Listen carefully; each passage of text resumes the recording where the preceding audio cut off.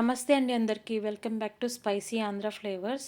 ఈరోజు రంజాన్‌లో స్పెషల్ అయిన చికెన్ హలీంని ఇంట్లోనే ఎలా ప్రిపేర్ చేస్తానో చూపిస్తానండి. ఒక బౌల్ తీసుకొని అందులో 100 గ్రాములు గోధుమ రవ్వ వేసేసుకొని దాంతోపాటు పచ్చెనపప్పు, బాస్మతి రైస్, కందిపప్పు, మినప్పప్పు, 10 బాదం పప్పులు ఇవన్నీ 2 టేబుల్ స్పూన్ చొప్పున వేసుకున్నాను. ఇవన్నీ వేసేసుకొని 3, 4 సార్లు కడుక్కొని ఒక గంట సేపు నీళ్లు వేసుకొని నానబెట్టుకోవాలి. తర్వాత మనం ఒక కుక్కర్ తీసుకొని తగినంత ఆయిల్ వేసుకొని కొద్దిగా నెయ్యి కూడా ఒక టేబుల్ స్పూన్ వేసుకున్నాను. అది వేసుకొని పొడుగ్గా కట్ చేసుకొని పెట్టుకున్న ఉల్లిపాయలు, పచ్చిమిర్చి వేసుకొని దోరగా వేపుకోవాలి. ఇది బ్రౌన్ కలర్ వచ్చేంత వరకు మనం వేపుకోవాల్సిన అవసరం లేదు. లైట్ పింక్ కలర్ వచ్చేంత వరకు వేపుకుంటే చాలు. నేను అప్పటికప్పుడు అల్లం వెల్లుల్లి పేస్ట్ రుబ్బుకున్నాను. అది కూడా వేసేసుకుంటున్నాను. అది వేసుకుంటే టేస్ట్ అనేది చాలా బాగుంటుంది. అది వేసుకొని పచ్చి వాసన పోయేంత వరకు వేపుకొని కొంచెం పసుపు కూడా వేసేసుకొని మొత్తం కలిపేసుకుందాము.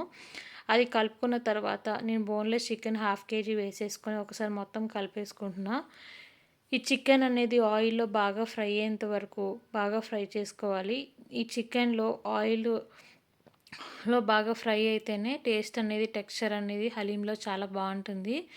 ఇది కొంచెం ఫ్రై అయిన తర్వాత దీంట్లో తగినంత ఉప్పు, కారం కూడా వేసేసుకొని మొత్తం కలిసేలాగా ఒకసారి కలుపుకొని మొత్తం కలుపుకున్న తర్వాత దీంట్లో మనం కొద్దిగా హాఫ్ టేబుల్ స్పూన్ జీలకర్ర, కొంచెం మిరియాల పొడి కూడా వేసేసుకొని మొత్తం ఒకసారి కలుపుకుందాము. మనం హలీంలో ఎక్కువ కారం కన్నా మిరియాల పొడి అనేది వేసుకుంటున్నామండి. అది కొంచెం వేసుకొని తర్వాత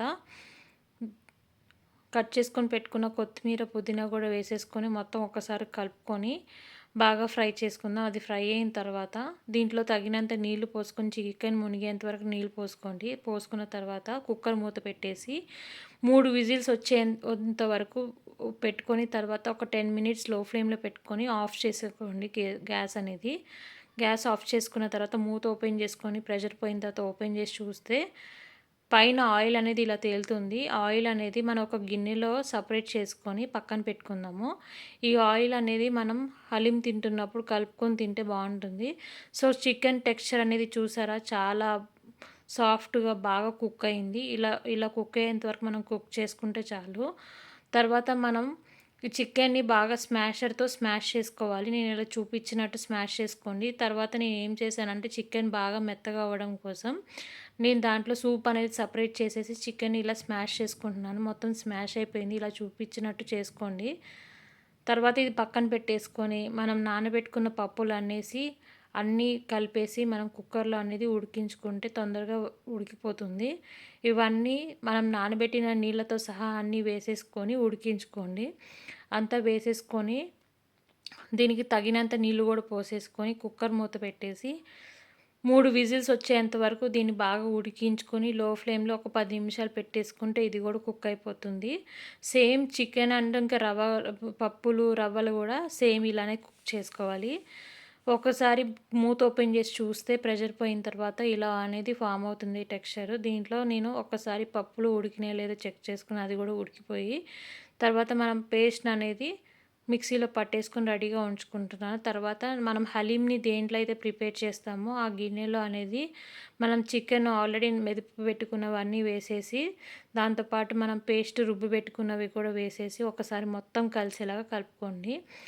ఆ పేస్ట్కి మొత్తం చికెన్లో ఉన్న ఫ్లేవర్స్, మసాలాలన్నీ పట్టేలాగా మనం బాగా కలుపుతూ ఉండాలి. ఇలా కలిపితేనే మనకి ఆ మసాలాలను అనేది పట్టేసి మొత్తం హలీం ఫ్లేవర్స్ అనేది బాగా అందుకొని బాగుంటుంది.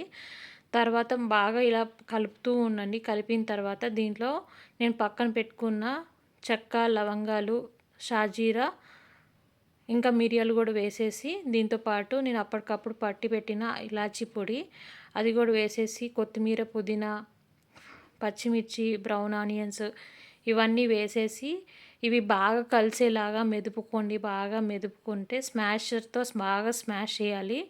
దాంట్లో ఉన్న ఫ్లేవర్స్ అనేది దాంట్లో రిలీజ్ అవుతేనే హలీం టేస్ట్ అనేది చాలా బాగుంటుంది. తర్వాత నేను గ్యాస్ మీద ఇవి ఈ ఈ గిన్నె అనేది నేను పెట్టుకున్నాను. తర్వాత దీంట్లో గరం మసాలా కూడా వేసేసి ఒకసారి బాగా కలుపుతూ హై ఫ్లేమ్లో ఉడికిస్తూనే ఉండాలి. ఇలా కలుపుతూ ఉంటేనే మనకి చెయ్యి నొప్పి అనేది బాగా వస్తుందండి. అయినా పర్లేదు, మీరు ఎవరైనా హెల్ప్ తీసుకొని ఈ కలపడం అనేది చేయొచ్చు.